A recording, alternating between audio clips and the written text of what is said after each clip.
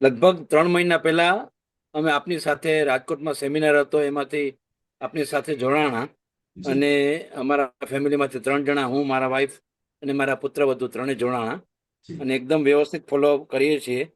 અને સારું લાગે છે. લાસ્ટ લાસ્ટ મંથ આપે જે નો ગ્રેઇનની ચેલેન્જ આપી, એ અમે શરૂ કરી અને લગભગ 10 દિવસ ઉપર કરી. અને ઘણું બધું સારું લાગ્યું, શરીર હળવું લાગ્યું, સ્ફૂર્તિ વધી.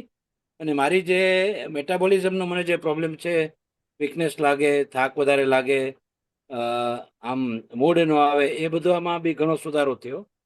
એટલે 10 દિવસ ઉપર કર્યું, પછી બહારગામ જવાનું થયું એટલે પછી ડિસકન્ટિન્યુ કર્યું. એટલે ખરેખર બધી રીતે શારીરિક અને માનસિક બધી રીતે સારો અનુભવ થયો.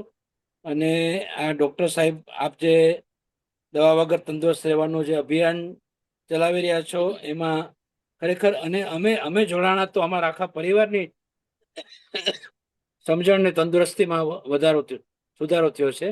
અને એટલે એક એક પરિવાર તંદુરસ્ત બને તો એનાથી આખો સમાજ તંદુરસ્ત બને, સમાજ તંદુરસ્ત બને તો દેશ તંદુરસ્ત બને. એટલે ખરેખર આપ એક આખા પરિવારમાં સુખ શાંતિ અને આનંદ થાય છે. અને સાથે સાથે મન પણ તંદુરસ્ત બને છે. મન હેલ્ધી બને તો એનો સમાજમાં ઉપર ઘણો બધો ફાયદો થાય છે સમાજને. એટલે ખરેખર આપના અભિયાનથી સમાજ, પરિવાર તંદુરસ્ત બને છે, સમાજ તંદુરસ્ત બને છે, અને સમાજ બને તો દેશ તંદુરસ્ત બને છે. એટલે ખરેખર આપ એક દેશને માટે એક સારું અભિયાન બનાવી રહ્યા છો. અને ડોક્ટર ગુજર સાહેબ, આપ asset, you are the asset to the nation. આપ દેશની બહુ મોંઘેરી મૂડી છો.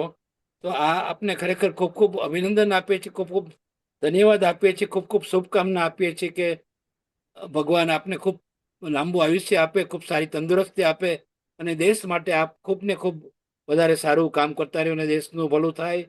આખો દેશનું શરીર અને મન તંદુરસ્ત બને, ખાલી શરીર નહીં, શરીરની સાથે સાથે મન તંદુરસ્ત બને છે. મન તંદુરસ્ત બને તો સમાજ સારો બને છે, સમાજ સારો બને એટલે દેશ સારો બને.